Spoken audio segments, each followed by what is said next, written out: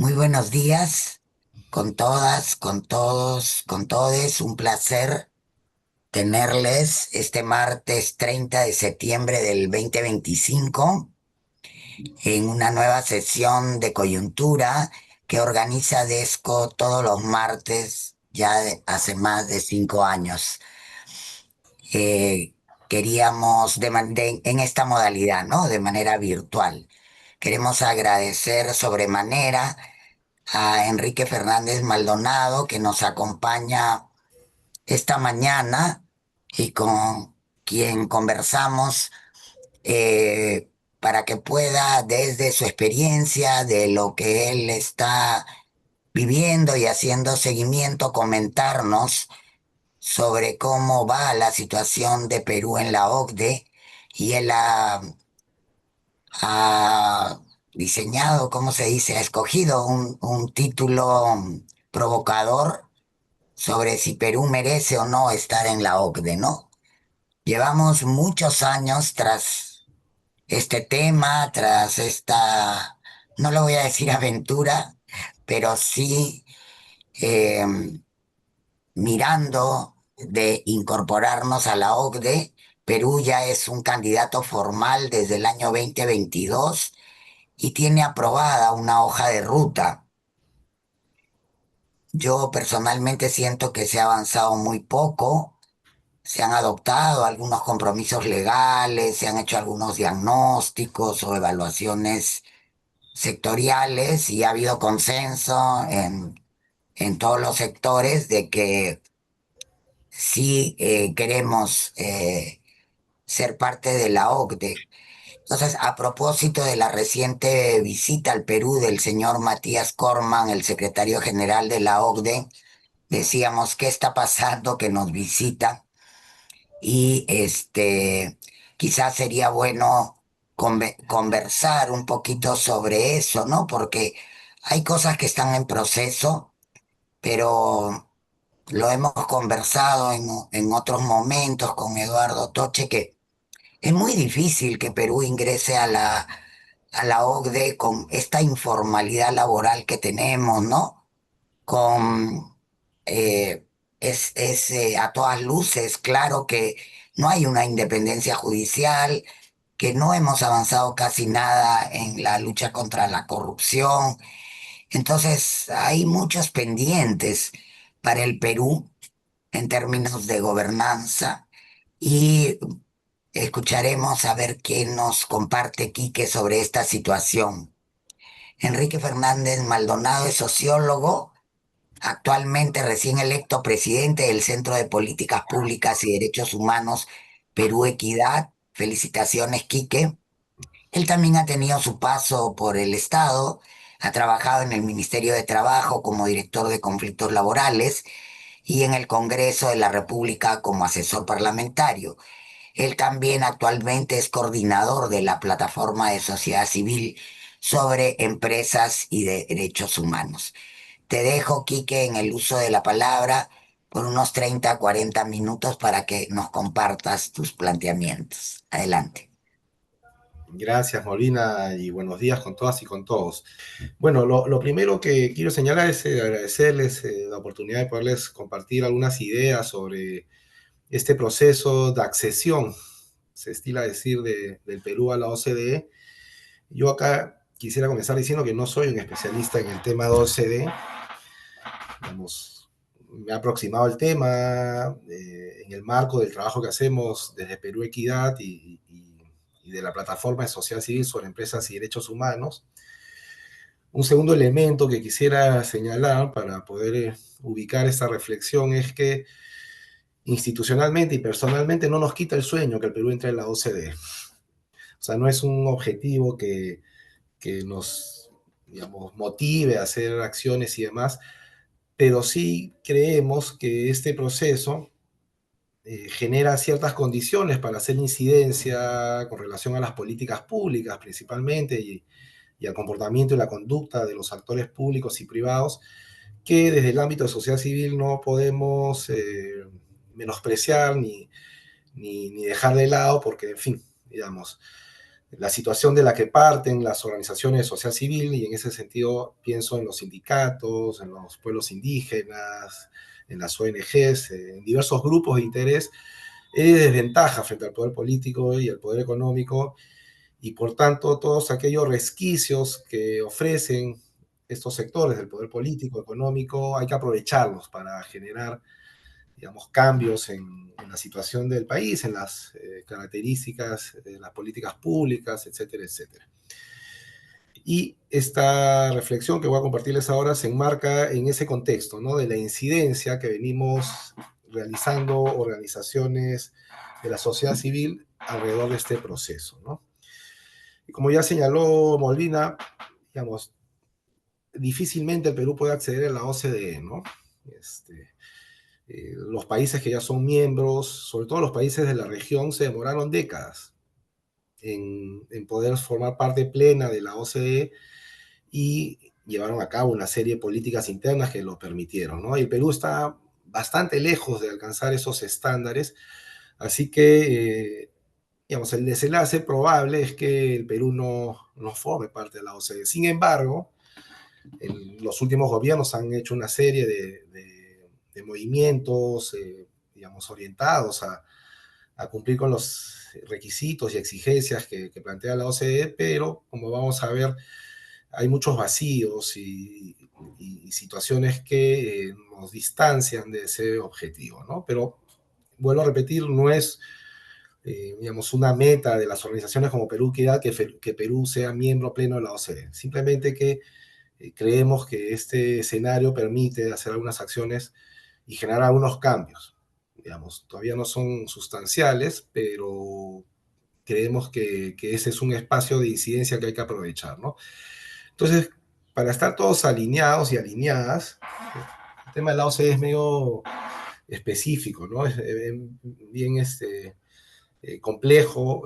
Quizás recordar algunas cosas básicas de este foro económico, ¿no? En principio es una organización compuesta por estados que funciona como un foro económico y que reúne a las principales economías del mundo, las más desarrolladas, las más industrializadas, las que tienen el mayor PBI global o que tienen, digamos, inversiones fuertes en tecnología, que producen bienes que valen más en los mercados internacionales, que tiene una mejor institucionalidad, ¿no? Está compuesta por 38 países en la actualidad y el origen de esta organización, este foro económico, se ubica en el proceso posguerra mundial, ¿no? Post Segunda Guerra Mundial.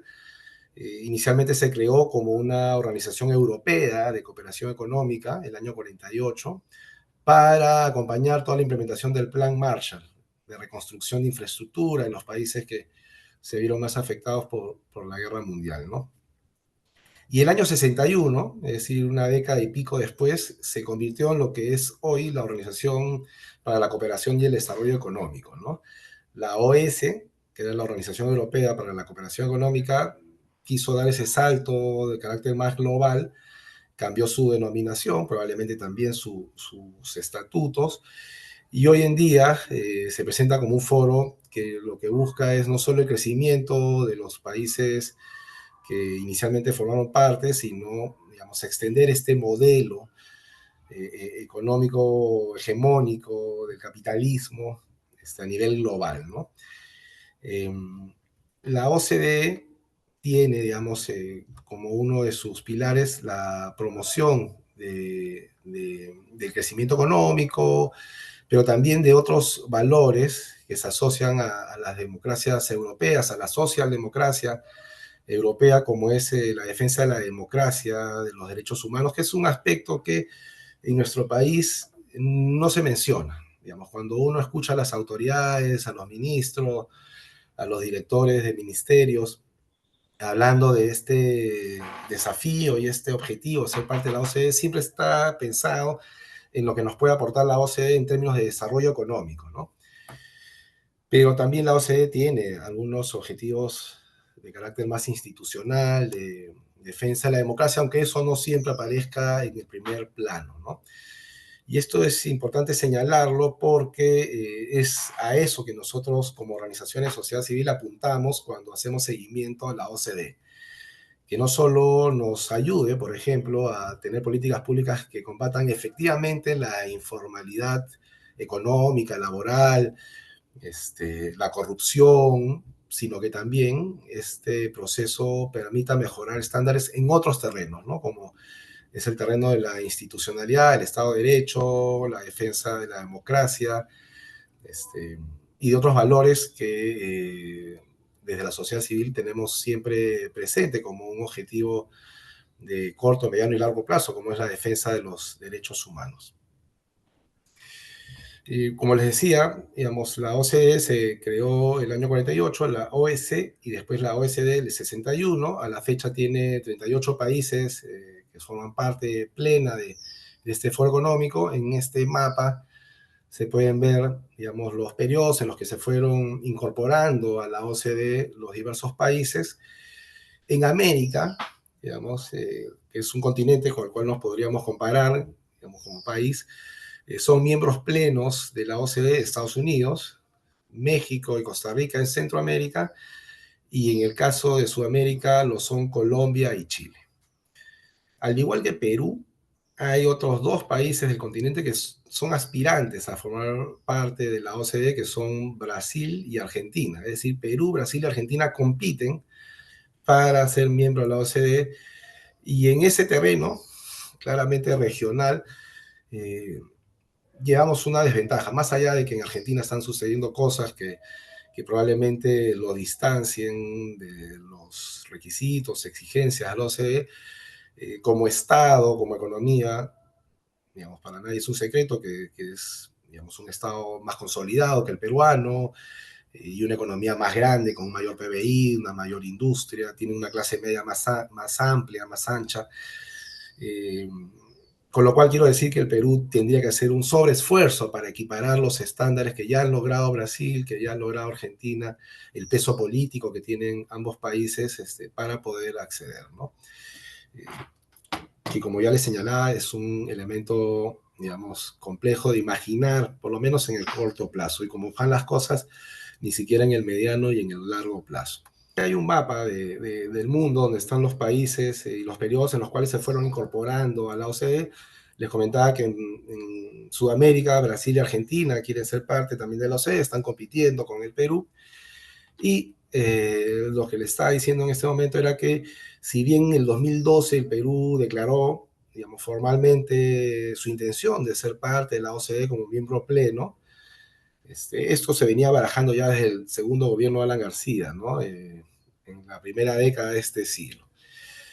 El año 2016 el Perú fue invitado formalmente por la OCDE a postular, digamos, a iniciar el proceso de accesión a la OCDE, y esto suponía que se debían realizar una serie de políticas de Estado para lograr los estándares, los requisitos que plantea la OCDE y que lo ha venido señalando en diversos documentos, ¿no? Porque desde el año 2016 se constituyeron 33, si no mal recuerdo, comités de seguimiento a diversos aspectos de lo que es la política pública en materia económica, en materia ambiental, en materia laboral, tributaria, institucional, de lucha contra la corrupción, en fin, una serie de temas que vienen siendo objeto de seguimiento por estos comités que están conformados por especialistas de los países miembros y que le miden el pulso a lo que viene haciendo el Estado peruano para conseguir las condiciones que harían posible nuestro acceso a la OCDE, ¿no? La OCDE ha planteado que se deben concretar reformas a todo nivel para mejorar las políticas públicas, promover la buena gobernanza y tener un Estado eficiente. Eso lo dice la OCDE en los documentos que le ha enviado al Perú, ¿no? Y garantizar los derechos humanos promovidos en las líneas directrices de la OCDE para empresas multinacionales y los derechos humanos, que es como un gran código de conducta que rige el comportamiento, la conducta, o que es el parámetro para evaluar las políticas públicas de los países en materia de la actividad empresarial y su impacto en los derechos humanos. Las líneas directrices de la OCDE vienen desde los años 70, pero han estado actualizándose y renovando conforme en el mundo han aparecido nuevos desafíos en términos económicos, tecnológicos, sociales, y hoy es un instrumento que los estados que forman parte de la OCDE deben promover y cumplir, y los países que aspiran a hacerlo deben intentar alcanzar, ¿no? Y finalmente, como un tercer gran objetivo de la OCDE que el Perú tiene que apuntar hacia ellos, asegurar que las políticas económicas busquen el bienestar social y el Estado de Derecho. Bueno, esto es lo formal, eso es lo que dice la OCDE en su documento, lo que le plantea el Estado peruano, pero ciertamente todo este proceso mirado ya desde una perspectiva más amplia, eh, te presenta algunas dudas y cuestionamientos, ¿no? La semana pasada conversábamos con nuestro amigo Nicolás Lynch y nos decía un grupo más pequeño, ¿qué tanta cuestión con la OCDE si la OCDE es el principal motor y promotor del neoliberalismo a nivel global? ¿No? Una apreciación con la que difícilmente se pueda, digamos, discutir o estar en contra, ¿no? Pero ahí regreso nuevamente al punto inicial, que no es que nosotros pretendamos y aspiremos a que Perú sea miembro de la OCDE, aunque si eso sucediese, significaría que el Perú ha hecho una serie de cambios a nivel de la política interna que nos acercarían a los estándares de la OCDE, ¿no? En ese sentido lo vemos como una oportunidad de incidencia, una ventana de oportunidad para intentar generar cambios en la conducta de los actores, en la institucionalidad, en la regulación de las actividades económicas, en la tutela de los derechos humanos, en la defensa de la democracia, del Estado de Derecho.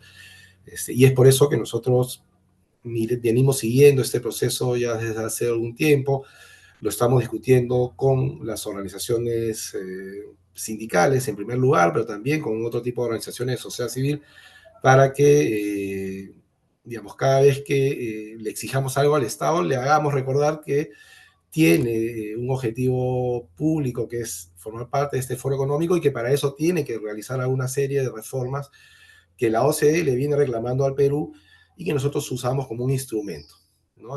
Para generar estos procesos de cambio en las relaciones económicas, en las relaciones entre el Estado y la sociedad, entre la economía y los grupos de interés que se ven afectados por la actividad empresarial, etcétera, etcétera.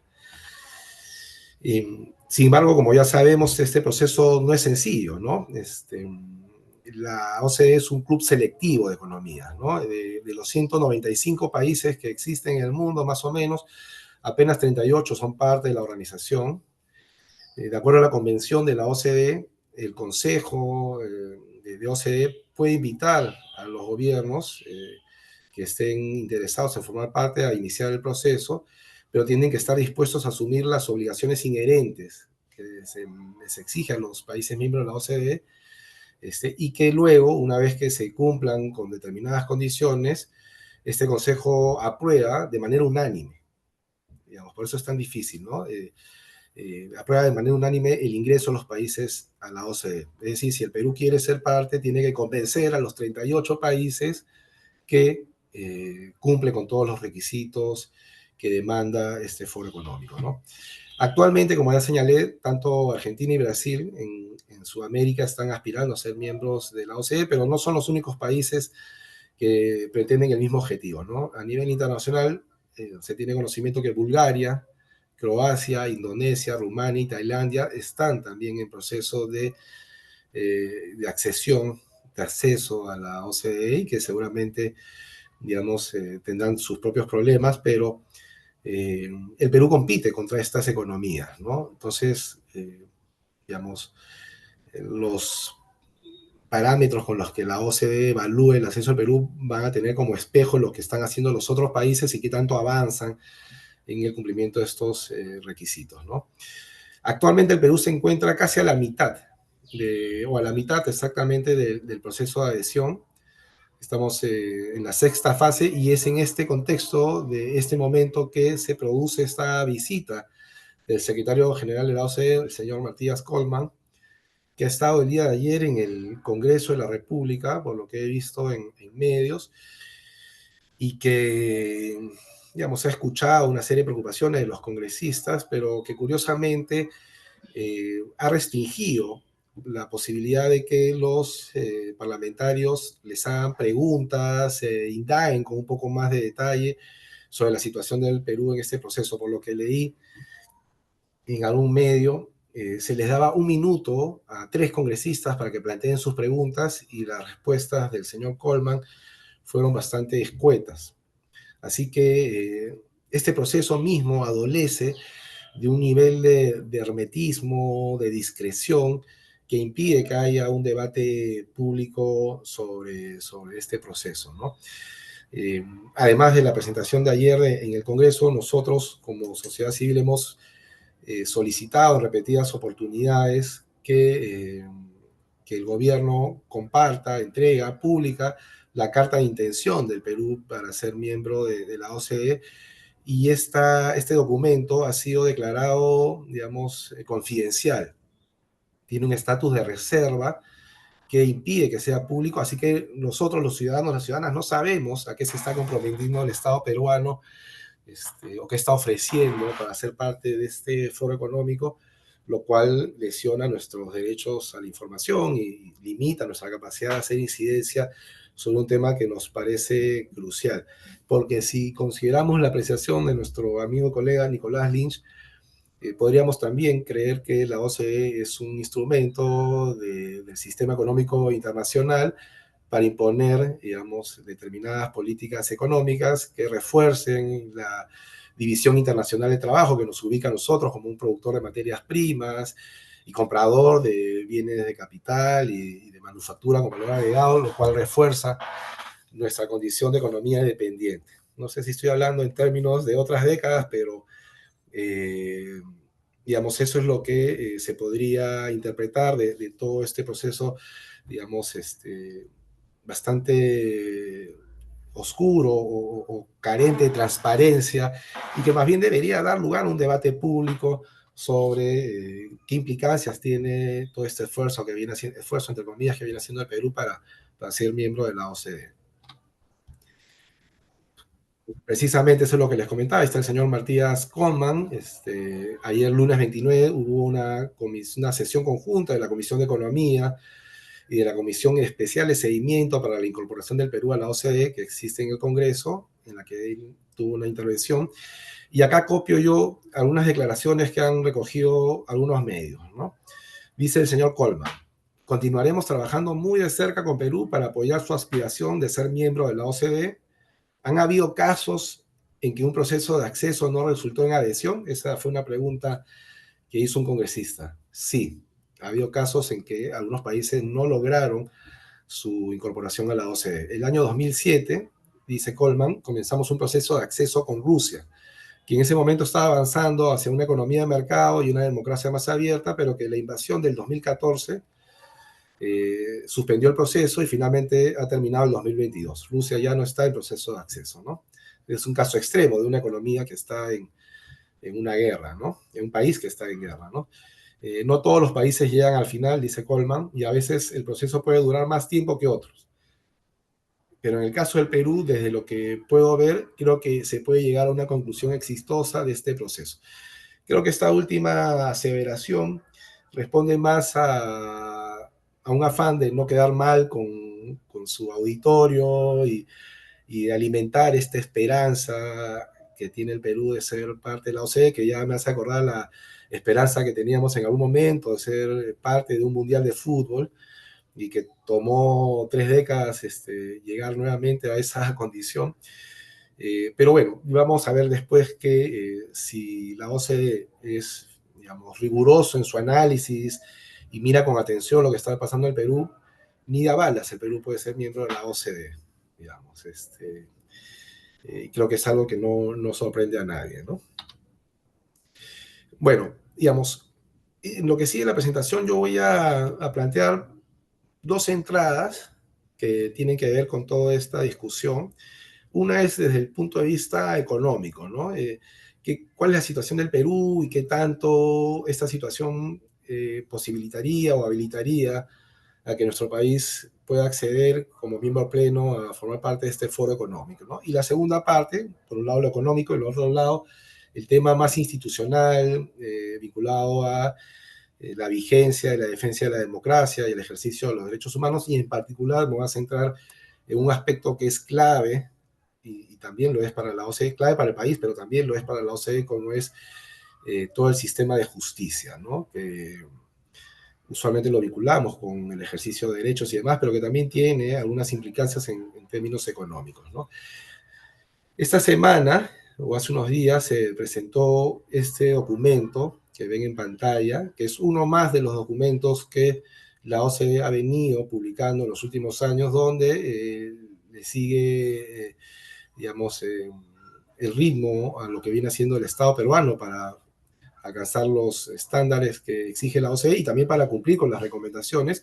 Son varios documentos, este es quizás el último que han publicado, que es un estudio económico de la OCDE para el año 2025 para el país. Y lo que plantea la OCDE, digamos, es algo que contrasta con lo que se viene planteando como metas fiscales desde el Ministerio de Economía y otras instituciones como el Banco Central de Reserva. Son las estimaciones de cómo va a terminar la economía del país a fin de año, ¿no? Entonces la OCDE de saque plantea que en Perú, como está en la actualidad, puede incurrir en un proceso de desaceleración económica este año y el siguiente, reforzando una tendencia que ya se viene, digamos, manifestando en los últimos años, con excepción del año 23, donde hubo un repunte después de la pandemia, que era natural que una vez que se reactivara la economía, se mejoraran los indicadores económicos, comparación que es digamos, engañosa por cómo veníamos de la pandemia, pero lo que encuentra la OCDE en este documento es que, digamos, la economía ya no ha vuelto, la economía peruana ya no ha vuelto a recuperar esos niveles de crecimiento que se lograron desde el 2004 hasta el 2014, ahí por favor los economistas me podrán precisar después, y digamos, lo que encuentra también es que hay un deterioro de la disciplina fiscal, un estancamiento de la productividad y una persistencia en los niveles de informalidad económica y laboral que en conjunto limitan las perspectivas de crecimiento y amenazan la mejora sostenida de los niveles de vida. Eso dice OCDE. Además, la OCDE proyecta un crecimiento moderado este año de 2.8 en el 2005 y 2.6 para el próximo año, mientras que el déficit fiscal va a cerrar, o, digamos, o cerró el año pasado en 3.5, y este año también existe, digamos, bastantes elementos para considerar que no vamos a cumplir con la regla fiscal, ¿no? Y en esto tiene que ver, digamos, básicamente una serie de medidas que se han implementado desde el Congreso, que por un lado han aumentado el gasto público en algunos sectores sin que exista la certeza, la garantía que se va a poder sostener ese gasto. Solo para comenzar, el Congreso, con esta eh, creación del Senado, ha incrementado su presupuesto de manera exponencial, pero después estamos viendo una serie de exoneraciones tributarias, de las cuales ya se ha discutido, que van a significar una erosión de la capacidad recaudatoria del Estado, y eso sin duda va a afectar la capacidad también del Estado peruano de cumplir con sus metas fiscales, ¿no?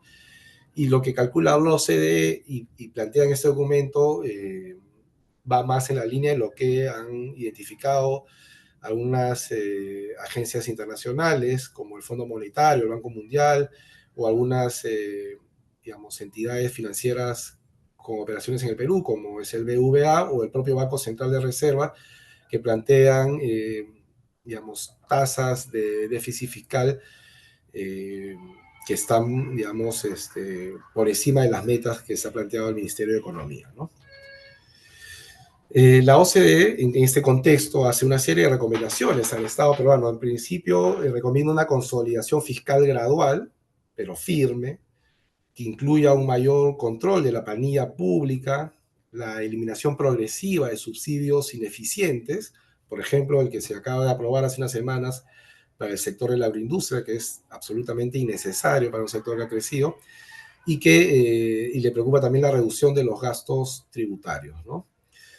La recaudación tributaria, la presión tributaria alcanzó apenas el 17% del PBI en el 2024 y la OCDE la considera una de las más bajas de la región, muy por debajo del promedio de la OCDE. Asimismo, la OCDE recomienda una reforma profunda que combata la evasión, simplifique los regímenes para las micro y pequeñas empresas y amplíe la base del impuesto a la renta de personas naturales, acompañada de reducciones en contribuciones sociales para trabajadores de bajos ingresos. También sugiere potenciar la tributación de la propiedad, los impuestos ambientales y los selectivos al consumo. La OCDE hace una serie de recomendaciones con las cuales nosotros podríamos estar en términos generales, eh, en una gran parte de ellas, en algunas no, como podemos ver más adelante, pero en términos generales los que nos plantea la OCDE podría contribuir a que el país tenga unas finanzas más sanas, más equilibradas, que no dé lugar a déficits que responden a políticas y a medidas que tienen un carácter populista en términos peyorativos, con relación a prebendas o privilegios que le dan a algunos sectores. He mencionado el caso de la agroindustria, que les han, digamos, reducido el impuesto a la renta, pero también se aprobó una reforma para reducir los impuestos de los hoteles, los restaurantes, en fin, digamos, una serie de medidas que podemos reconocer como nocivas para la economía del país porque reducen la capacidad de recaudación del Estado y eso, digamos, consideramos que podría ser, digamos, una aspiración legítima de nuestra economía, digamos, si este proceso realmente tuviese como un objetivo primordial contribuir a que el Perú mejore su situación económica, social, ambiental, laboral, etcétera, etcétera. Pero claro, todo esto lo tenemos que analizar bajo la presunción de que la OCDE es un foro económico que reúne las principales economías del mundo que van a pensar siempre primero en sus intereses y que la incorporación de países va a estar mediado por esa, digamos, geopolítica o estrategia económica de las principales economías del mundo, ¿no? Siguiendo con lo que dice el informe económico de la OCDE, un tema grueso, lo mencionaba Molina al inicio, es el tema de la informalidad, que ese es, digamos, un problema estructural del país y que por los niveles que alcanza el Perú nos alejaría casi que automáticamente y por default de formar parte de este foro económico. Chile, por mencionar solo un país del continente que forma parte de la OCDE, no tiene este nivel de informalidad que tiene el país. Si no mal recuerdo, la informalidad en Chile no supera el 30% como mucho, probablemente sea menor. Por favor, si me estoy equivocando, tienen por toda la libertad para digamos, observarlo, pero, digamos, el Perú con este nivel de informalidad nos coloca en una situación que de saque nos alejaría de formar parte de la OCDE, ¿no?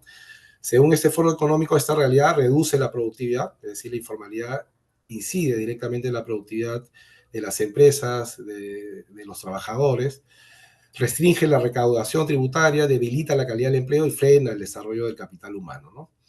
El estudio de la OCDE recomienda una estrategia integral de formalización, y acá vienen las cuestiones que no nos terminan de cuadrar. Dice la OCDE que combine la reducción de costos laborales no salariales, un sistema tributario más simple y progresivo, bueno, eso sí, creo que lo podemos suscribir, el fortalecimiento de la fiscalización también, mejoras en la capacitación laboral y empresarial y la simplificación regulatoria. Yo todo esto lo firmo, salvo este tema de la reducción de costos laborales no salariales, que como hemos visto, es una estrategia que se ha aplicado desde los años 90 en el país y que ha contribuido casi en nada en reducir la informalidad. Y este término de simplificación regulatoria, habría que desmenuzarlo, ¿no? Porque en ese concepto puede entrar tantas cosas que pueden después significar una reducción de la capacidad del Estado de regular determinadas actividades económicas y de tutelar derechos, que es finalmente lo que nos interesa, ¿no?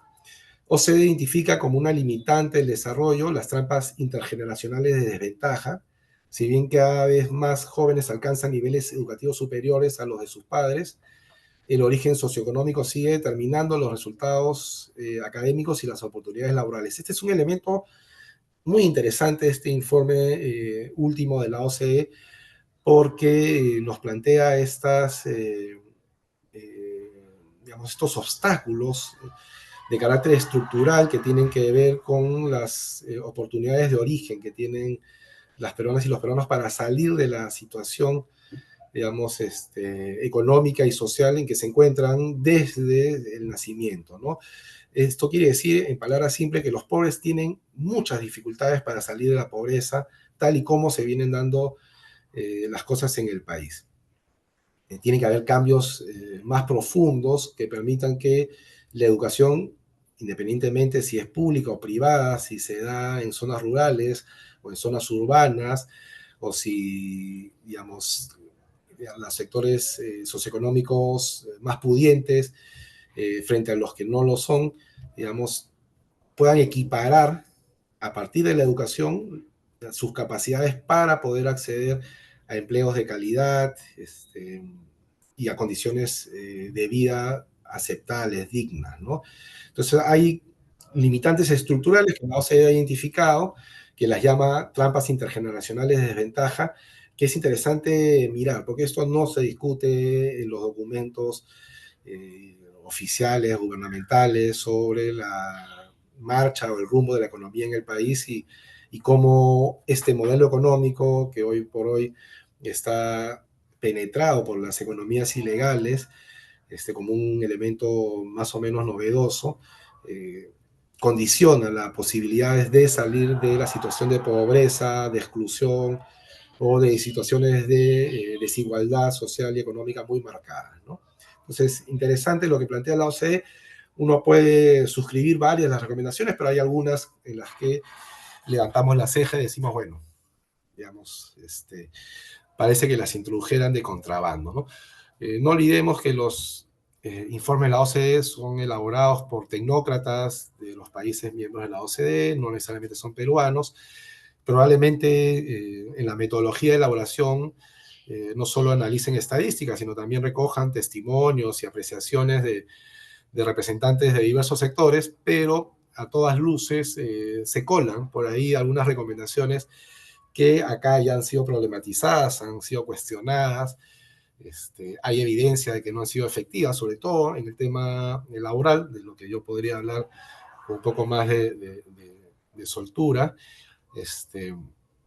Y, digamos, en ese contexto de que hay que entender estos informes. Pero hay varias cosas que sirven para hacer incidencia, para exigirle a las autoridades, sobre todo del próximo gobierno, si es que es un gobierno aceptable o de otro signo, de otras características del actual, digamos, deberían implementar. Lo digo porque de este gobierno creo que nadie puede esperar nada que no sea malo, ¿no?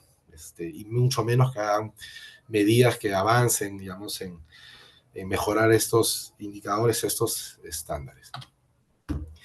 Esto con relación a lo económico. Ahora, yo quisiera comentarles algunos aspectos que ya mencioné al inicio, que tienen que ver con los principios de constitución de la OCDE, que si bien es un foro económico, también levanta o posiciona algunos elementos que tienen que ver con el Estado de Derecho, el respeto de los derechos humanos, de la institucionalidad democrática, y en particular un elemento que no debería ser minimizado por el sector empresarial o por los sectores que aspiran a ser parte de la OCDE, como es todo el tema de la administración de justicia, ¿no? La seguridad jurídica, que es un tema que aparece más en boca del sector empresarial, que reclama seguridad jurídica para las inversiones, pero que desde el movimiento de los derechos humanos, de las organizaciones sociales, desde la academia, deberíamos mirar con más atención y que tiene implicancias directas con la calidad de vida y el ejercicio de derechos para las personas, ¿no? Como es el tema de la tutela judicial, ¿no? Dice la OCDE que la tutela judicial efectiva es el derecho fundamental de toda persona a acceder a la justicia, para que sus derechos sean protegidos y defendidos ante los tribunales, garantizando un proceso justo y la ejecución de las decisiones judiciales. De hecho, la tutela judicial es el mecanismo por el cual el Estado de Derecho cumple su finalidad, de proteger los derechos individuales. Esto último tiene una relevancia mayor digamos, medular en un contexto en el que el Congreso, digamos, complicidad con el Ejecutivo, acaban de aprobar una serie de leyes este año y el anterior que favorecen, digamos, la expansión de las economías delictivas o ilegales, que favorecen la impunidad frente a la violación de derechos humanos, sobre todo los cometidos en, digamos, contexto del conflicto armado interno, y que apuntan a un retiro de la competencia contenciosa del sistema interamericano de derechos humanos.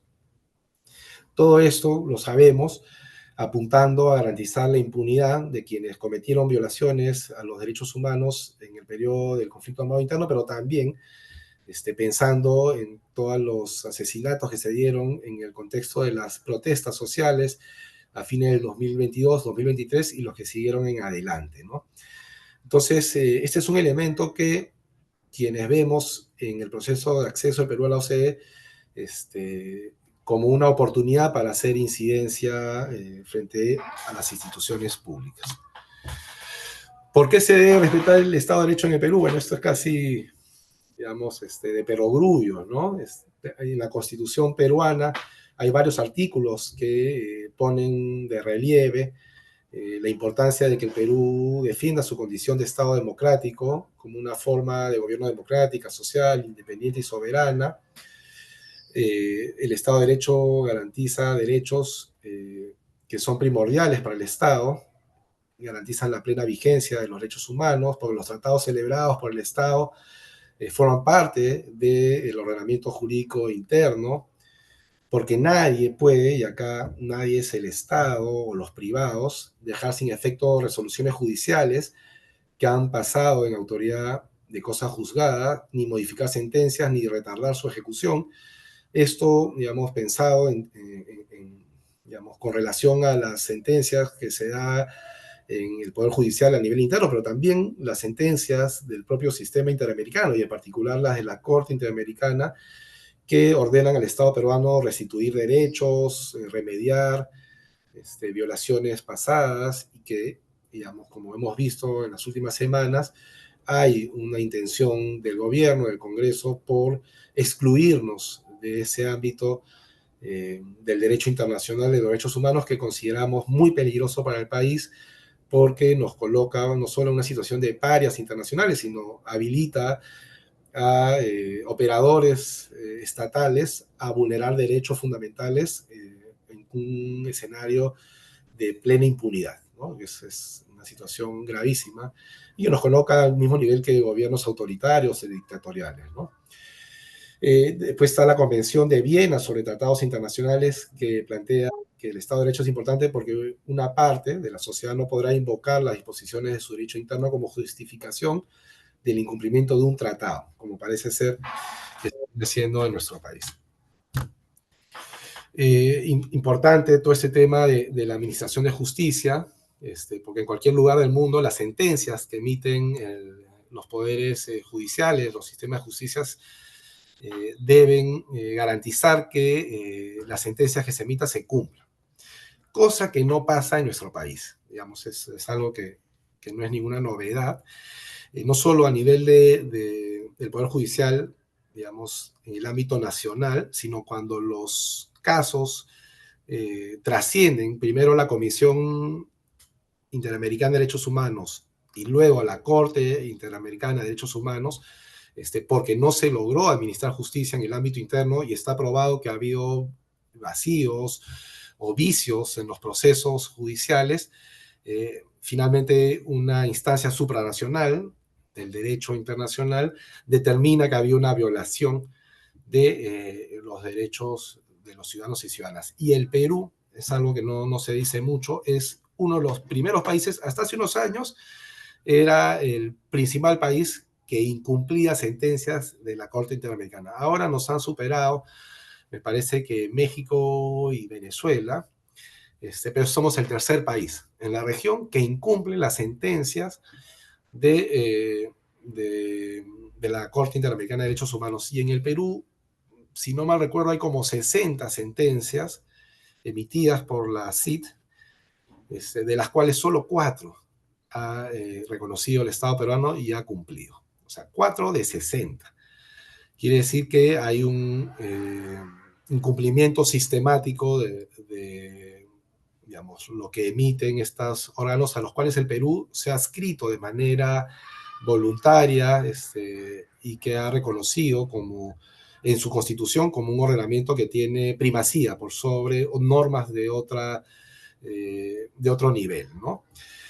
Hay una sentencia en particular de la Corte Interamericana, que es con relación al caso de los miembros del Sindicato Único de Trabajadores de Casa, el SUTECASA, versus el Estado peruano, donde la Corte dice, en Perú existe una problemática estructural de incumplimiento de fallos judiciales, no solo a nivel de la justicia interna, sino también, como digo, del sistema interamericano, y por tanto, la Corte Interamericana ha exigido que se cree un espacio de diálogo en el Poder Judicial para proyectar remedios a esta situación antes de noviembre de 2024.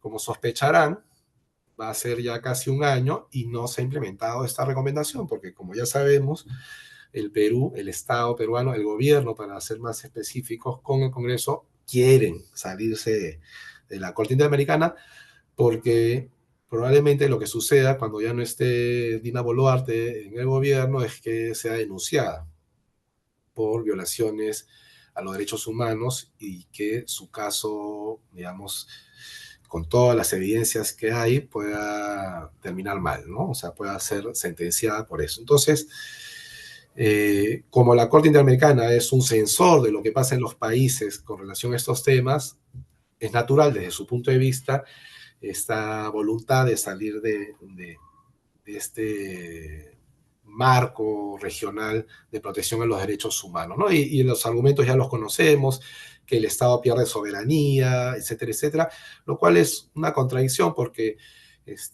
las propias instituciones del Estado participan de espacios de arbitraje internacional privados como el CIAI y muchas veces acatan, digamos, los laudos de estos arbitrajes internacionales, pagando indemnizaciones millonarias a las transnacionales principalmente, y ahí sí la soberanía del país no está amenazada. Cuando se trata de los derechos humanos, se prenden las alarmas desde sus preocupaciones particulares y eso los ha llevado a intentar convertirnos en un país, digamos, paria a nivel internacional.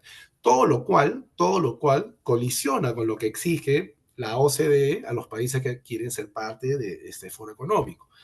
Y eso es lo que nosotros, con esta presentación, pero también con un foro que hicimos la semana pasada y en diversos espacios, tratamos de señalar y presentarlo como una inconsistencia de quienes nos venden esta idea de ser miembro de la OCDE como la solución a los problemas del país, que nos van a colocar, digamos, en un nivel, digamos, superlativo, por decirlo de alguna manera, cuando en realidad, digamos, están confabulando contra las exigencias que nos plantea la OCDE para ser parte de este foro, ¿no?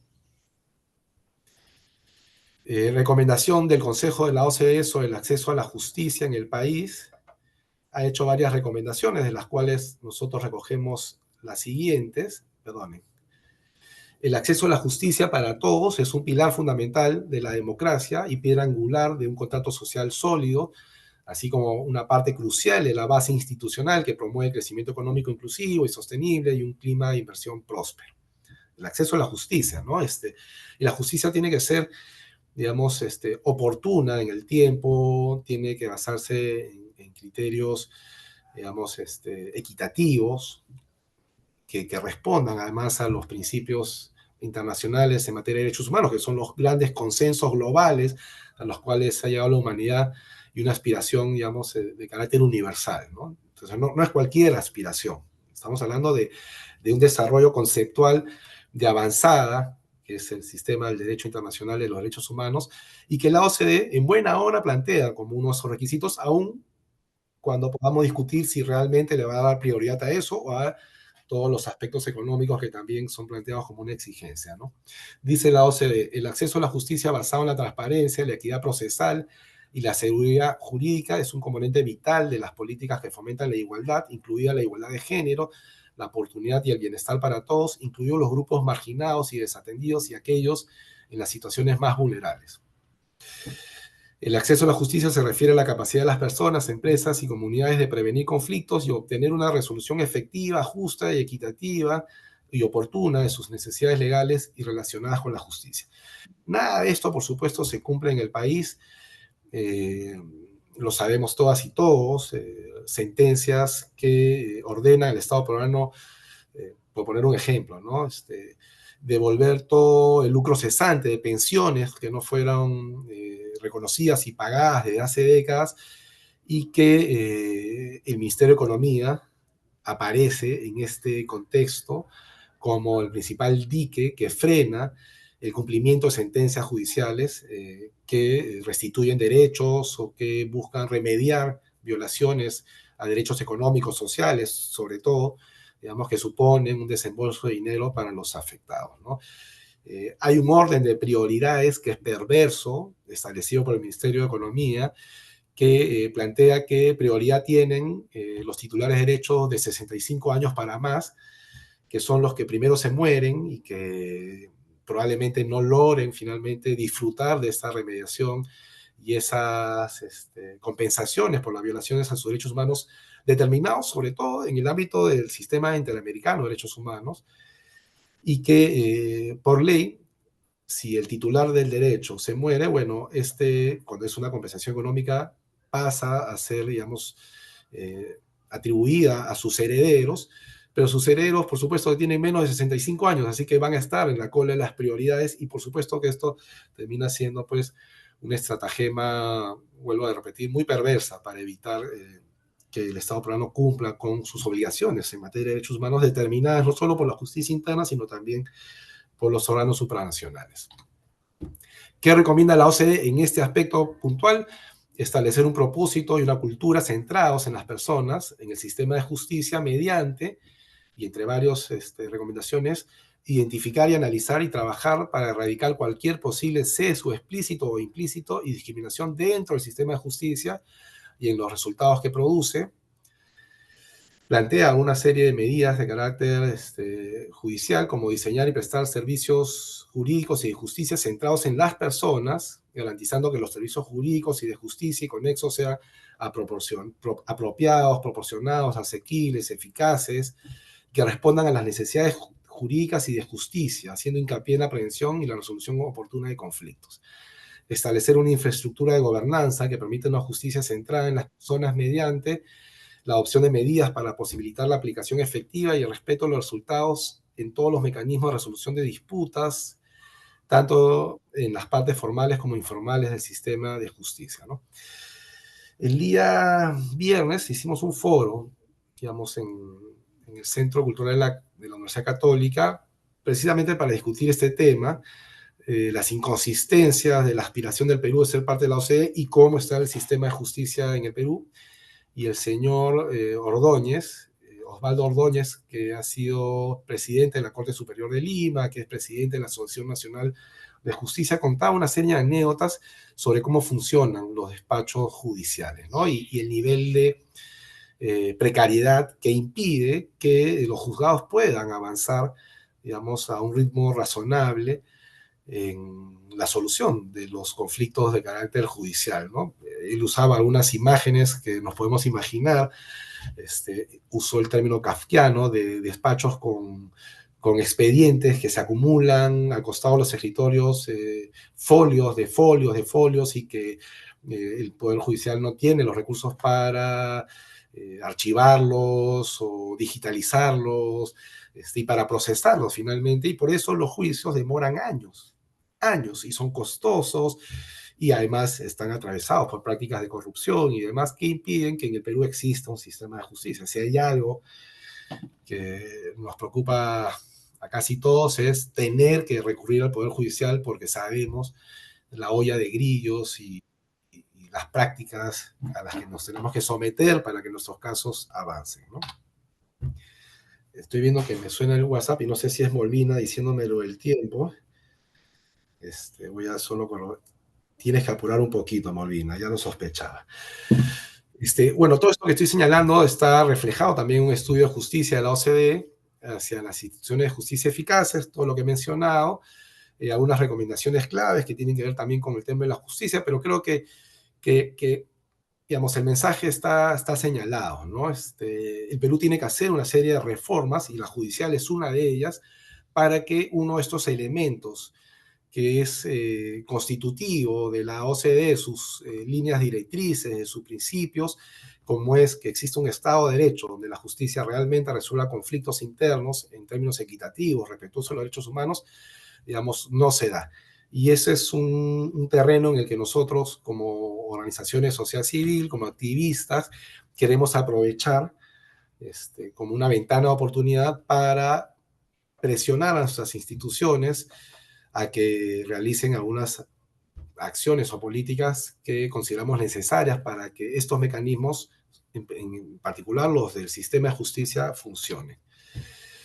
Finalmente, todo esto que les estoy comentando lo hemos señalado de manera directa, presencial, a los directivos de la OCDE, que tiene su oficina principal en París. En marzo de este año viajamos nuestra colega y amiga Gloria Cano, que es una reconocida defensora de los derechos humanos en el país, y yo, digamos, como representante de Perú Equidad, nos entrevistamos con funcionarios de rango intermedio, porque a las organizaciones de sociedad civil, digamos, nos miran, digamos, sin mucha importancia, entonces nos agendan reuniones con funcionarios de rango intermedio, pero bueno, todo eso lo expresamos en un informe que lo publicamos con la Federación Internacional de Derechos Humanos, donde señalamos todo esto que hemos expuesto en estos breves minutos y otras cosas más de por qué el Perú no está ahora, digamos, habilitado para ser parte de la OCDE, y nuestra intención es que la OCDE sea más tajante en sus recomendaciones, a una mayor presión a las instituciones peruanas para que hagan las reformas que son necesarias y a partir de ello poder generar algunos cambios en el país. Pero ya vimos lo que ha declarado el secretario general de la OCDE, cuando dice que el Perú está en camino y que ve como auspicioso el proceso de acceso al Perú. Y, digamos, ahí nomás de que estuvimos en París, digamos, exponiendo todos estos temas ante la OCDE, a la semana siguiente salió Macron a felicitar a Dina Boluarte porque está reconociendo sus esfuerzos por ser parte de la OCDE, con lo cual, digamos, nuestra capacidad de incidencia se presenta de alguna forma, digamos, muy limitada por elementos de carácter político que sin duda tienen, digamos, mayor preponderancia de lo que podamos hacer, digamos, como organizaciones de sociedad civil, lo cual no significa que dejemos de hacer lo que hacemos, ¿no? Insistiremos hasta lo que sea posible, pero bueno, digamos, creemos que no es una aspiración de nuestras organizaciones, vuelvo a repetir, ser miembro de la OCDE, pero acá hay una ventana de oportunidad para generar ciertos cambios que consideramos necesarios. Termino señalando que estas acciones de incidencia sí algunas veces tienen algunos efectos, ¿no? En otro proceso, digamos, los relacionados con los tratados de libre comercio, hemos presentado también denuncias a nuestros socios comerciales respecto al incumplimiento de cláusulas laborales, ambientales, por parte del gobierno peruano, y los informes y las recomendaciones que se han hecho, por ejemplo, desde la Unión Europea o los Estados Unidos, han llevado a que en algunos ámbitos, como la fiscalización laboral, el Estado peruano trate de lavar su imagen y han fortalecido en algo, no lo suficiente, pero en algo se ha visto cambios en el número de inspectores, en el número de oficinas regionales de inspección laboral, que nosotros atribuimos a estas acciones de incidencia. No cambian el escenario por completo, pero son pequeños avances que pueden servir para asegurar el cumplimiento de derechos de los titulares de derechos en el país, sean trabajadores, comunidades, consumidores, ciudadanos y ciudadanas en general. Bueno, yo dejaría acá esta presentación más bien para dar paso a un intercambio y disculpen si me he extendido demasiado en la presentación. Muchísimas gracias, Quique. Agradecerte porque poco tiempo el que has usado para darnos el panorama tan completo de toda la historia de Perú con la OCDE y los puntos, ¿no?, que están en la palestra, en discusión y por dónde la incidencia. Muchísimas gracias, Quique. Vamos a dar paso ahora a preguntas, comentarios de la sala. Te han dejado ya algunas preguntas por el chat. Patricia Pinto y Yolanda Rojo le han dejado algunas preguntas A ver, que mientras se animan a levantar la mano, vale. podrías ir Eh, mirando por sobre... supuesto. Sí, miren, este proceso, dice Patricia Pinto, ¿no? Cuando termina la evaluación del Perú, existe un periodo de tiempo, son como 3 años del proceso de adhesión. Mira, sinceramente no lo tengo tan claro, pero lo que nos dicen los colegas, por ejemplo, de Chile, con quienes dialogamos mucho sobre estos temas, es que el proceso chileno duró 20 años, el proceso de acceso a la OCDE, y hasta lo que tengo entendido son 12 etapas, ¿no? Y el Perú se encuentra actualmente en la sexta etapa. Esta visita del secretario general de la OCDE se ubica en la sexta etapa, ¿no? Entonces podríamos creer que estamos en la mitad del proceso, ¿no? Pero bueno, vuelvo a repetir, yo sospecho que no vamos a lograr, digamos, reunir todos los requisitos, así que esto puede ser un proceso infructuoso, digamos, ¿no? Y después está la pregunta o el comentario de Yolanda Rojo. En el momento actual en el que la violación de derechos humanos por parte de Estados Unidos y buena parte de Occidente en el apoyo al genocidio de Gaza, ¿por qué insistir en el ingreso a la OCDE? Digamos, una preocupación que yo también comparto, ¿no? No se trata más bien de articularnos sur-sur desde principios de auténtico desarrollo humano y democracia radical, pero por supuesto, digamos, en eso creo que estamos todas y todos de acuerdo. Yo vuelvo a repetir, la OCDE no me quita el sueño. O sea, no es un tema de que tenemos que lograr acceder sí o sí a la OCDE. Lo que sí creo es que este proceso, o creemos que este proceso, establece algunas condiciones que nos permiten a nosotros utilizarlas como herramientas, instrumentos o ventana de oportunidad para generar algunos cambios que sí consideramos necesarios, independiente de que el Perú entre o no a la OCDE. Por ejemplo, todo el sistema de justicia, esto tiene que cambiar, más allá de que nos permita o no entrar a la OCDE. Pero si hay un foro económico al que formal y públicamente el Perú dice querer o aspira a ser parte, bueno, aprovechemos esa voluntad pública para hacer incidencia. Yo personalmente creo que ni siquiera el sector empresarial quiere ser parte de la OCDE, porque para reducir la informalidad, solo para mencionar algunos de sus aspectos, se requieren, pues, sobre todo, digamos, una mayor fiscalización y presencia estatal en la regulación de las actividades económicas, donde hay una mayor informalidad, ¿no? Este, y eso supone, pues, un Estado fuerte, presente, que imponga multas, sanciones para aquellos que no, digamos, actúan dentro de la formalidad. Y en nuestro país, como ya se sabe desde la época en que Francisco Durán estudiaba estos temas, la economía formal está totalmente implicada con la economía ilegal.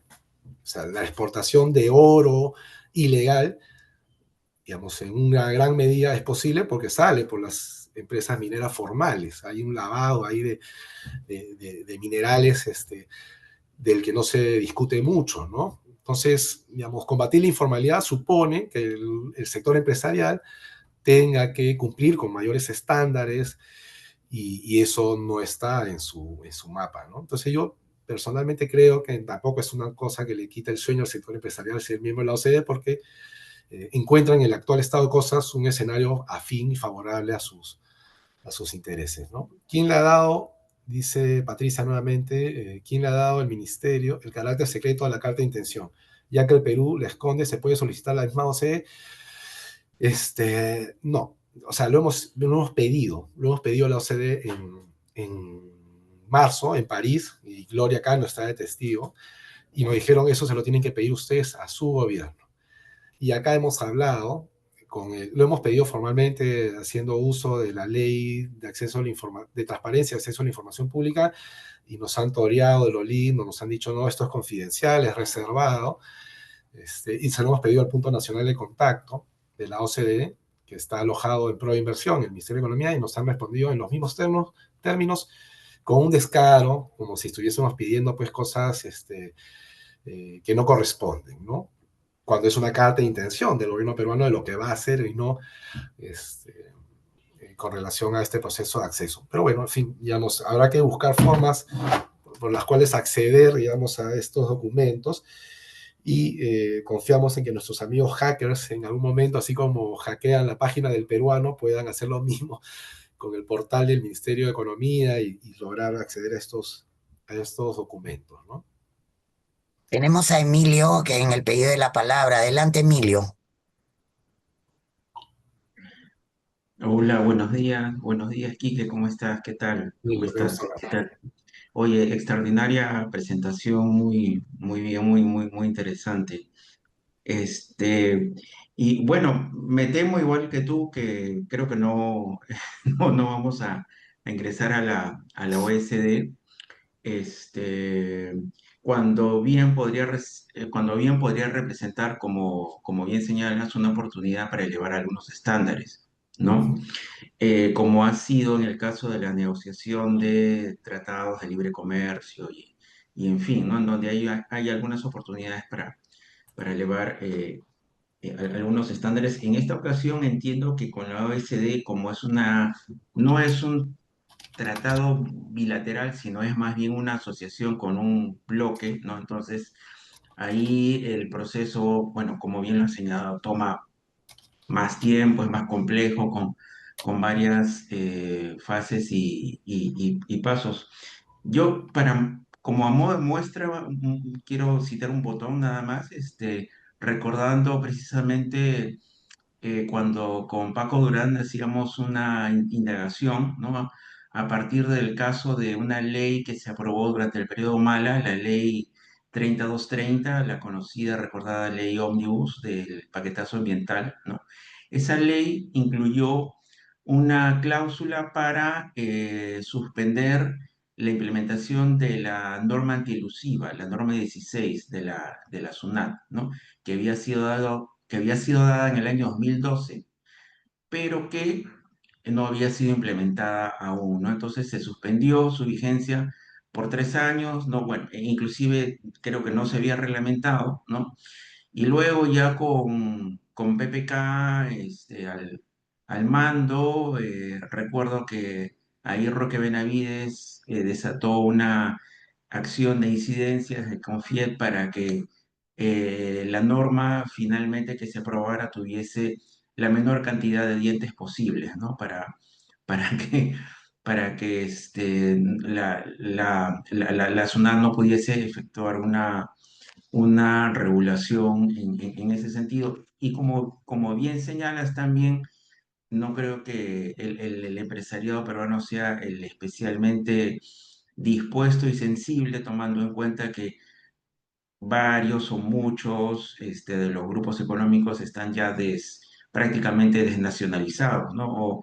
O sus domicilios se encuentran en Panamá, en Bahamas, en Islas Vírgenes, etcétera, etcétera, etcétera, ¿no? Entonces, sí, ahí efectivamente me parece muy interesante lo que mencionas acerca de la incidencia que han estado haciendo desde sociedad civil, ¿no? Para tratar de impulsar eh, aquellas formas de fiscalización de más bien otro tipo de sectores, ¿no? El sector justicia, pero yo creo que lamentablemente los mismos voceros, la tecnocracia que un poco se llena la boca de impulsar la inclusión del Perú en la OECD, creo que le termina ganando más el lado mercantilista, ¿no? Y, y poniendo ahí un freno para que, bueno, finalmente no se apruebe la inclusión a un órgano que implicaría que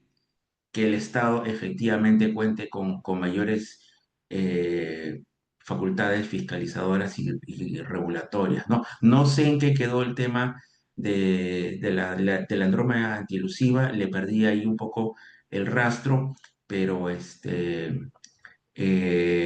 los otros enfoques que has estado mencionando sobre justicia y derechos humanos también me han parecido interesantes. Si hay alguna publicación entre las que tengas disponible ahí y puedas compartir, ahí sería interesante. Gracias.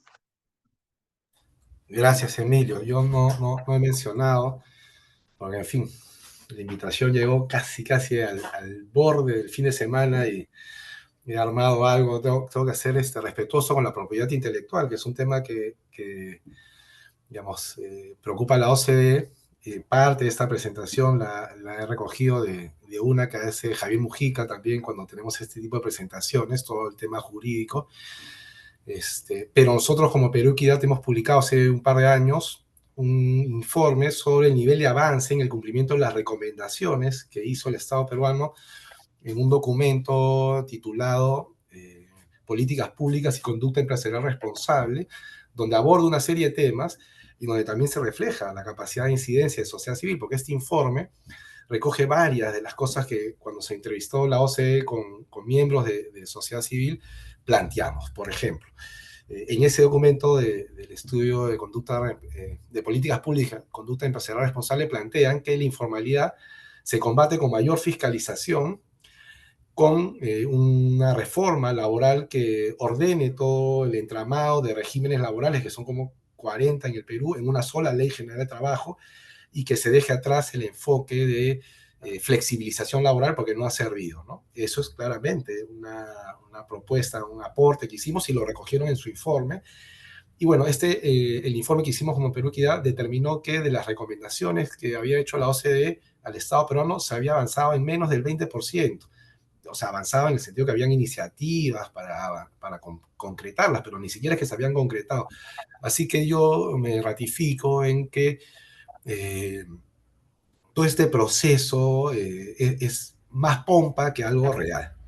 O sea, el hecho que el gobierno diga queremos ser parte de la OCDE parece que opera a un nivel simbólico y que casi que anticipa que lo vamos a hacer cuando en realidad hay mínimas posibilidades de poder acceder a la OCDE. Y en realidad esto alimenta pues una serie de economías paralelas, de consultores, consultorías, talleres, seminarios, que le da, digamos, ingresos a los funcionarios de la OCDE, pero también a los funcionarios del Estado peruano y demás. Pero que en realidad no se apuesta realmente, digamos, concienzudamente a cumplir con estos estándares, sino el Perú tendría que cumplir ya con las sentencias del sistema interamericano. O sea, con ese precedente no vamos a ser miembros de la OCDE, salvo que la OCDE se haga de la vista gorda y privilegie otros indicadores, otros procesos, y esto los ponga bajo la alfombra o los soslaye, no les dé la importancia del caso. Pero digamos, en un país que quiere ser atractivo para las inversiones, la seguridad jurídica es un tema clave, digamos, ¿no? Y el Perú no es un lugar que ofrezca seguridad jurídica no solo para los ciudadanos de a pie, sino también para las inversiones. Claro que las inversiones tienen la posibilidad de llevar sus casos a los tribunales internacionales y, como suele pasar, ganárselos al Estado peruano, en un número importante de ellos, ¿no? Así que, bueno, esto, digamos, es parte, podría decir, digamos, no quiero ser muy impresionista, pero puede ser parte de una gran performance donde estamos todos ilusionados o un grupo de la población ilusionada con ser miembro de la OCDE, creernos importantes por eso, pero que en la realidad no se hacen las acciones que nos habilitarían para ser miembros plenos de este foro económico, ¿no? Y creo que el sector empresarial no se cree por completo esto de ser miembro de la OCDE y más bien ve con preocupación que la mejora de algunos estándares, de algunas políticas públicas, puede significar, digamos, una merma en la concreción de sus propios intereses sectoriales, corporativos, empresariales, ¿no?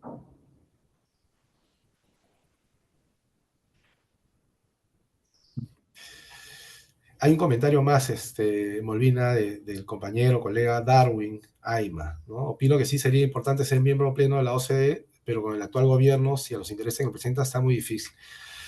O sea, sería importante, yo, digamos, sin que esto sea un objetivo primordial para nuestra institución y para mí personalmente, sería importante siempre y cuando el Perú se acerque a los estándares de los países desarrollados, ¿no? De Estado de Derecho, protección de los derechos humanos, un clima favorable a las inversiones, pero con exigencias y regulaciones claras para las empresas, ¿no?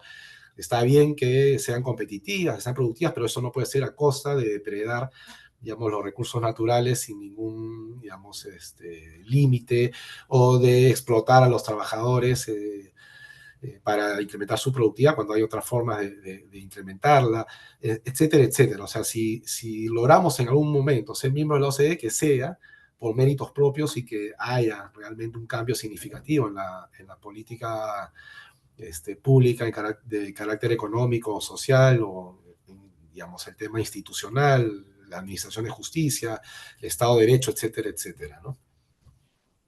Gracias, Quique. Eduardo Bayón, Gracias, Quique, por tu presentación. Yo quisiera hacer una pregunta provocadora que va más allá del tema de la OCDE, y que tiene que ver con la situación que vivimos en el país y con la situación en el mundo.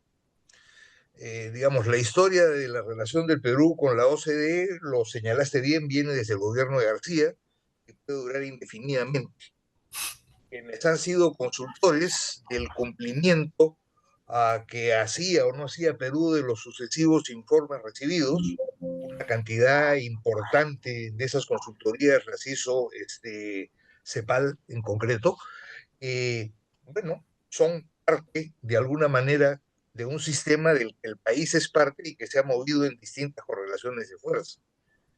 Y digamos, el asunto es bastante tenso porque en la defensa de los derechos humanos y en la defensa de estándares mínimos que han desaparecido en este país, a espacios como la Corte Interamericana de Derechos Humanos o incluso la OCDE son espacios a los que apelamos dada nuestra debilidad nacional y dada la necesidad de buscar de alguna manera apoyos internacionales. Ah, y cuando lo hacemos desde ONGs que son parte del mercado de la cooperación, y el mercado de la cooperación puede tener caras más amables, mejores, etcétera, etcétera, pero es un mercado igualito y se mueve con esos criterios, digamos, es más o menos obvio que estamos en una doble situación desventajosa. Entonces, no sé, me gustaría oír una reflexión tuya sobre cómo crees que en el momento que estamos viviendo en el país y que es un momento que no se va a terminar con las elecciones del 2026 de ninguna manera, ¿no es cierto? ¿Cómo crees que debemos manejar esto que sin duda es una tensión? Porque es obvio el papel de la OCDE en el modelo, pero también es obvio que el modelo está en dificultades en este momento, y es evidente que adentro del modelo nosotros estamos colgados de un hilo. Entonces, me encantaría una reflexión tuya en ese sentido, que eventualmente alimente una discusión más profunda de lo que hoy día somos, de lo que fantaseamos ser y, digamos, de lo que podemos ser en un contexto en donde en los próximos 3, 4 años tenemos que estar en el espacio de la resistencia o resignarnos a la desaparición. Gracias. Escucha, es como comenzar de nuevo la presentación. Bien, bien, bien, provocadora tu comentario, Eduardo, te agradezco. Mira, ayer comentando estos temas, Carlos Bedoya, que a quien ustedes conocen probablemente, me decía, oye, no nos conviene ser miembro de la OCDE. Y le decía, pero ¿por qué? Digamos, porque si somos miembros de la OCDE, ya no vamos a ser un país que califique para la cooperación internacional, ¿no? Es como cuando García dijo, bueno, somos países de ingresos medios, y buena parte de la cooperación que hace que nuestras instituciones, organizaciones de sociedad civil funcionen, reciban recursos, de pronto comenzaron a recortarse esos recursos que llegaban al país. Entonces, si fuéramos miembros de la OCDE, probablemente la cooperación diría, bueno, este país ya alcanzó determinados estándares, miremos a otros países donde esta ayuda internacional sea necesaria. Pero bueno, lo que planteas, más allá de que si funcionan o no nuestras organizaciones con ayuda de la cooperación internacional, es una situación paradojal, ¿no? Que tiene que ver también con los modelos de sociedad, y en más particular los modelos de desarrollo a los que aspiramos, sobre los cuales también hay una gran nebulosa, porque en esta cuestión de los crisis, de los paradigmas, es difícil imaginarnos por fuera de sociedades que funcionen a través de las economías de mercado, que haya un intercambio económico internacional, o sea, más allá de la discusión que ha introducido Trump con sus políticas de proteccionismo, ¿qué tipo de participación podemos imaginar puede ser beneficiosa para el país en un escenario internacional donde seguimos, y seguramente lo seguiremos siendo durante algún tiempo más, un país que básicamente se sostiene fiscalmente con la exportación de materias primas y de recursos naturales, ¿no? ¿Puede contribuir la OCDE a salir de ese entrampamiento que nos hace dependientes de los mercados internacionales y de los precios de los commodities y demás? Es una pregunta que yo personalmente no sabría cómo responder en lo inmediato, ¿no? Pero sí vuelvo al primer punto, ¿no? Mientras que tenemos claro cuál es ese modelo al que tenemos que aspirar, que supere las grandes contradicciones del actual modelo económico, este proceso en particular, que va a ser casi, digamos, 25 años, 20 años de iniciado, nos ofrece estas ventanas de oportunidad para hacer cambios puntuales, digamos. Y acá en este gran proceso de cambio al país, digamos, los cambios radicales, revolucionarios, como se decía antes, están casi por fuera de toda posibilidad. Lo que aspiramos son a cambios graduales lo que nos permitan nuestras fuerzas reducidas, porque somos una sociedad civil débil, un tejido social, digamos, fragmentado. Tenemos sindicatos, 5% de la PEA asalariada está sindicalizada, en fin. Hasta hace unas semanas yo me lamentaba de que la nuestra es una sociedad desmovilizada. Felizmente estamos viendo que hay reacciones de algunos sectores de la sociedad, pero es difícil imaginar cambios con la actual correlación de fuerzas.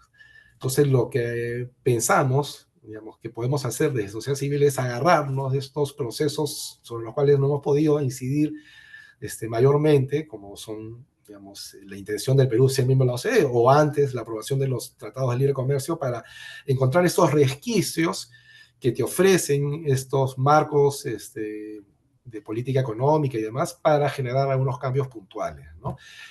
Y como no hay muchas oportunidades en el país para generar esos cambios, estamos rascando permanentemente la olla, ¿no? Como se dice. Pienso, digamos, para modificar algunas situaciones muy puntuales en el sector de la agroindustria, por ejemplo, hemos tenido que apelar a activar mecanismos que ofrecen países como Alemania, Francia, que les exigen a sus inversiones en el extranjero cumplir estándares de derechos humanos. Una ley extranjera es lo que estamos nosotros activando para poder generar presión sobre las empresas, en este caso, ¿no? O también sobre el propio Estado. Así que en ese contexto más amplio que tú planteas, Eduardo, creo que excede esta reflexión sobre la OCDE, creo que es una reflexión más profunda, pero si lo ubicamos en este contexto de la OCDE, la intención del Perú ser miembro de la OCDE nos ofrece estas ventanas de oportunidad de las que les he hablado ahora y que intentamos aprovechar lo más que sea posible. Si esto no funciona, pensaremos en otras cosas, digamos, siempre tratando de actualizar nuestras propias teorías del cambio y cómo, digamos, generar los cambios que consideramos necesarios en el país, ¿no? Es lo que te puedo decir por el momento, ¿no? Mónica, y ya iremos cerrando. Si alguien más quiere participar, avise ahora. Adelante, Mónica. Gracias, Molina. Gracias, Quique, por la exposición. Quería consultarte qué peso tiene para la OCDE los niveles altísimos de corrupción aquí en el país, el hecho de que tengamos a una economía completamente intrincada entre ilegal, informal, delictiva, el crimen organizado realmente campeando, eh, la poca independencia de los poderes ahora, la cooptación que hay, y finalmente la bajísima legitimidad que tiene este gobierno, si son factores que influyen, que se miden en esta institución. Bueno, yo creo que si nos ceñimos a lo que establece la letra en los documentos oficiales de la OCDE, todo el tema de institucionalidad, Estado de Derecho, lucha contra la corrupción, niveles de desigualdad, son temas que en lo formal, en el papel, son preocupación de la OCDE, ¿no? Pero después uno escucha declaraciones como la del señor Coleman el día de ayer en el Congreso, donde dice que mira con buenos ojos el proceso de adhesión del Perú a la OCDE, que puede ser una declaración para contentar al auditorio, a los congresistas que estaban ahí, a la prensa, pero, digamos, todo eso contrasta con lo que todos y todas conocemos que viene sucediendo en el país y que probablemente, digamos, también sea conocimiento de la OCDE. Entonces hay como varios niveles, ¿no? El discurso de lo formal, de lo diplomático, de lo políticamente correcto desde el punto de vista de los funcionarios de la OCDE que visitan el país, que son recibidos por las autoridades, de lo que dicen las propias autoridades peruanas, ¿no? Ya ha sido grotesco, grosero, alucinante la participación de Dina Boluarte en Naciones Unidas, este es un país de maravillas, o sea, hay diversos niveles de discusión y en nivel de las declaraciones el papel aguanta todo. Ahora, como te digo, Mónica, este tema de la corrupción, del respeto de las instituciones y de la legitimidad de las autoridades, en el papel la OCDE lo debe considerar como un requisito, lo considera como un requisito de los países que aspiran a ser miembros. Y no sé qué valoración tenga entre estas exigencias, estos estándares con lo que encuentra en la realidad. Pero también es cierto que estos funcionarios de la OCDE vienen y se entrevistan, y les arman agendas donde solo tienen contacto con las autoridades del Ejecutivo, con el Parlamento, no sabemos si también con el sector empresarial, con algún gremio, pero lo cierto es que a los sindicatos y a las organizaciones sociedad civil no los invitan a participar. Y se mueve todo esto en una, digamos, nebulosa, en una falta de información y transparencia que impide que la ciudadanía, a través de sus organizaciones, pueda tener una participación más clara en este proceso. Nosotros nos hemos enterado casi haciendo un trabajo de espionaje, contactando a los funcionarios digamos, con los que se ha construido a un nivel de confianza en el punto nacional de contacto de la OCDE Pro Inversión, que nos soplan hoy, sí, es verdad, va a venir el secretario general, pero no se ha hecho público. En fin, tenemos que lidiar con esa falta de transparencia y, digamos, esto que en el papel es importante, vamos a ver si finalmente, cuando tengan que decidir si es que el Perú merece o no ser miembro de la OCDE, tendrían que pesar, ¿no? Este título, ¿merece el Perú ser miembro de la OCDE? También me lo pidió Molvina, en una situación que me agarró apurado. Yo dije, ¿qué título le ponemos a la presentación? Bueno, algo que genere cierta, digamos, interés en la audiencia. ¿Merece? ¿No? Yo creo que no merece. El Perú no merece ser miembro de la OCDE si nos ceñimos a los principios formales de la OCDE, ¿no? No estamos haciendo ningún mérito, ¿no? De acuerdo. Molvina, ¿puede ser una pequeña intervención? Y Sí, por claro. favor, gracias. Bueno, gracias, Quique, por la excelente presentación. Mira, yo simplemente escuchando a todos, me pregunto, ¿no? De los países de la Alianza del Pacífico, Perú es el único que no es miembro de la, digamos, que no le ha sido ratificado, que no ha concluido su proyecto de ingreso. Pero uno se pregunta si Colombia se le ha aprobado el ingreso. Colombia no tiene en estos niveles de desigualdad, de irrespeto a la justicia, de respeto a la institucionalidad de los poderes, en fin, no es distinto que nosotros. Entonces, ¿hasta dónde? Y que Argentina, que ha tenido muchos años de gobierno de Kirchner, de los Kirchner, como de los K, como se dice, de los corruptos de los K, como decimos en el Perú, casi como una narrativa trillada, que yo no digo que no lo sean, pero es que se repite, nos compramos narrativas. Y bueno, y también muchos años de gobierno de Lula. ¿Y por qué Brasil y Argentina no están? ¿Hasta dónde el elemento político juega un papel muy decisivo, ¿no? Si hay un Ollanta de inicio, lo descarto porque nada de surdaje. O sea, ¿hay algo de eso? Gracias. Seguramente, Ariela, yo vuelvo a repetir lo que dije al inicio, yo no soy experto en el tema de la OCDE, digamos, nos estamos acercando porque esto ha abierto un campo para la incidencia, ¿no? Pero sí debe haber un componente político claramente, ¿no? Habría que ver en qué contexto fueron, digamos, incorporados Chile y Colombia, ahí ha dejado la tarea para averiguarlo, ¿no? Eh, el caso de Chile es distinto, porque, en fin, Sí, tiene un el caso de estado, Chile es distinto, sí. no tiene los niveles de violencia que hay en Colombia, de violación de los derechos humanos, de las libertades fundamentales, ¿no? Y creo que también hay mucho de conveniencia, ¿no? La economía brasileña creo que no hay que ahondar mucho, la importancia que tiene a nivel global, y esto hay que analizarlo en, digamos, en un escenario más amplio. La formación de los BRICS también prende las alarmas de las economías europeas, norteamericanas, de qué puede significar, digamos, un contrapoder de economías que no están alineadas, que no son parte de la OCDE o que no son parte de la OTAN y demás, y que comienzan a empoderarse y a cuestionar los patrones de funcionamiento de la economía global.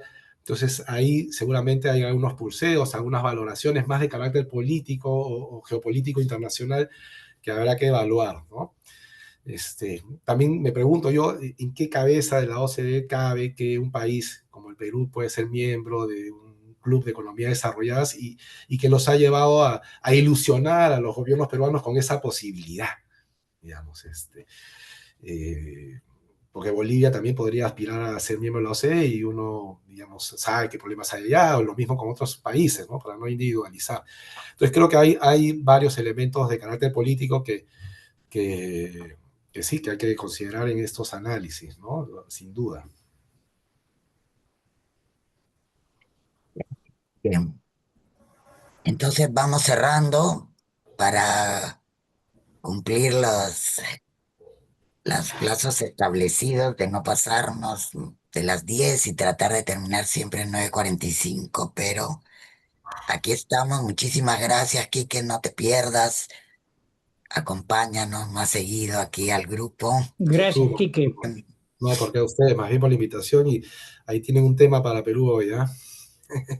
Sí,